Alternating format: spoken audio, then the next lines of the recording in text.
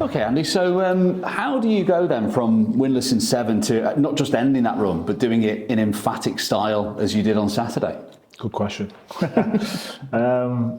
Listen, the week after the Barnet game was a long week. We spoke about lots of things. We did a lot of work on the training pitch, and there was a long time between the Barnet game finishing and the Bristol Rovers game starting.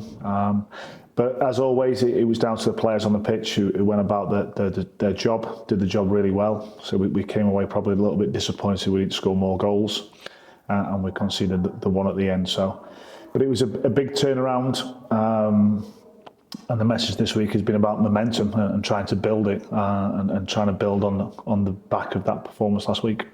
I mean, perfection is probably impossible to achieve in a performance, but how close would you say that one got, given that you were disappointed you didn't score more than 4? Perfection? Wow, it's absolutely nowhere near it. Listen, to go away from home in any league and score 4 goals is obviously pleasing. The manner in which we got the goals was pleasing as well, and the people who came into the team and did a really good job for us. And you know, the forward players scoring or assisting is always really pleasing.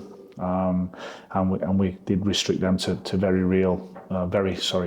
low, clear-cut chances, and we created a number for ourselves. I think even before we went in front, we'd missed a couple of opportunities, a great block from them, and a good save from Charlie as well.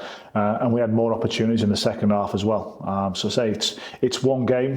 It was as pleasing as the previous week was disappointing, but it was one game. So we have to try and build up some momentum, and the only way to build up momentum is by putting back-to-back results together. Is there real room for improvement at home? Because that win at the weekend means that you've got more points and picked up more wins on the road than you have at home this season now. Yeah, totally. I think our record for scoring goals away from home as well is different to what it is at home. We've tried different things away from home, and they've resulted in us scoring goals. It would be great and to have been able to consistently produce the same team to take the pitch the week after, because I say we are a new group and we're still trying to learn about each other, and inconsistency in team selection isn't helping us. The amount of injuries we've picked up isn't helping us, but say we have to build on last week now.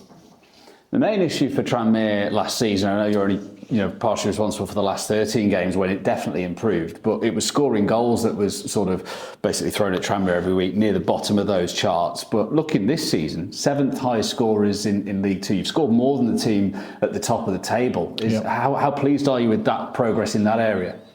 Yeah, and we were consistent scorers at the back end of last season as well. We've only failed to score in 2 games out of the 12, so in 10 games we've scored, but we've also conceded averaging 1.5 goals a game as well. So it's about, again, trying to find that balance between being good both with and without the ball, and the majority of our goals have come away from home. So we have to try and fix that problem at home. We've played against some teams have been really direct against us at home. So per se, it's about us and what we can try and deal with. We're dealing with a different opponent tomorrow, with a different style of play totally. A manager who's had real success, a variety of clubs, and a really strong squad which has been built at Chesterfield, and they've got a variety of choices in lots and lots of positions. So it's to say we're prepared for that, but again, it's about what we can build on from last week now. Talked a lot about home versus away, and having a little look at Chesterfield, actually, the majority of their points this season, good start for them, they're in the playoffs, aren't they? But most of their points have come at home. They're not really up there. I think you've picked up more away points than Chesterfield have, for example. Does that come into the preparation a lot? Do you sort of look at what they're like away versus what they're like at home, or is there no difference to you? Yeah, we do. Yeah, we're looking obviously for lots and lots of details and things that we want to feed back to the players, things that we have to be aware of, but things we want to try and take advantage of as well. And they've had 2 games where we've been on the end of a big scoreline away from home, and looking at the press from them this week. It's something that they've had to try and tweak and obviously learn from, like we're all trying to do all the time to improve our performances. But so we're expecting a challenging game tomorrow, like any other game in League Two, with different things that you have to try and meet within the game.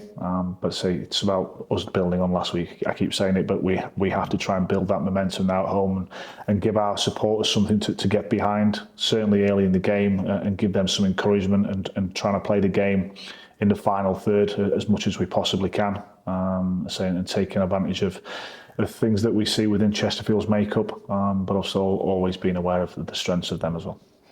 What about injuries? Any new injuries to contend with, first of all? I'm sick of talking about them.